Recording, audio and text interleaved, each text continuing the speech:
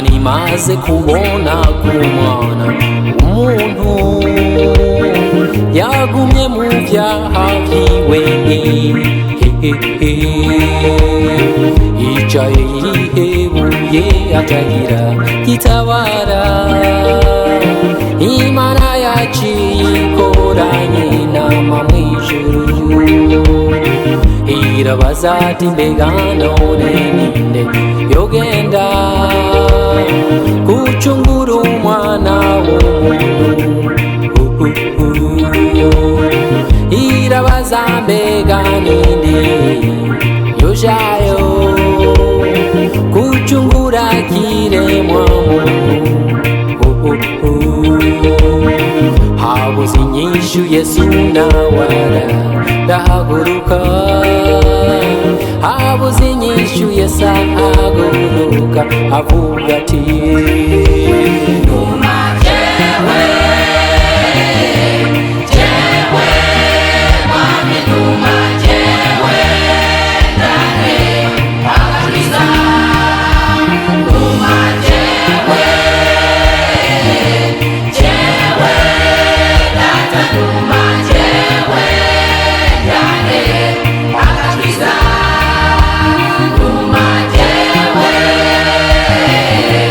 jewe mwami numa jewe ndane agakiza.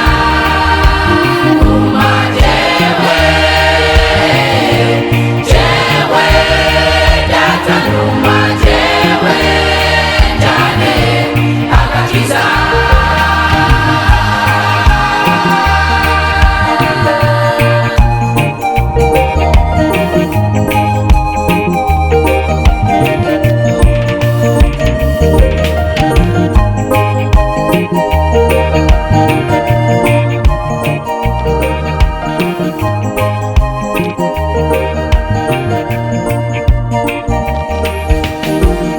Mbona ibyaha mw'isi biguma bigwira, ubusambanyi Imana yacu tubabarire, ubusumana bw'abantu ntibugarirwa, eka n'ubwicanyi mw'iyi si buruzuye, dusigaye dukora amanibi bitigeze. Umugabo asigaye ashaka amana umugabo nkawe, umugore nawe ashaka amana umugore nkawe, eka no bwibone mw'iyi si yo buruzuye.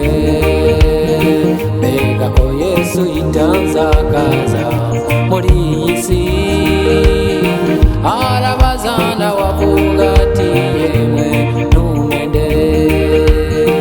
Abaririmbyi bishura Yesu bavuga ati, abaririmbyi natwe turirimba tuvuga ati numa jewe, numa jewe, numa data, numa nene, numa jewe, numa data,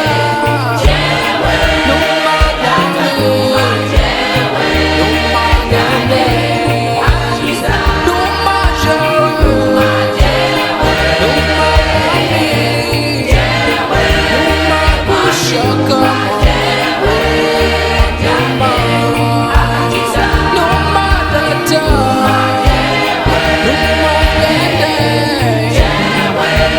kushaka você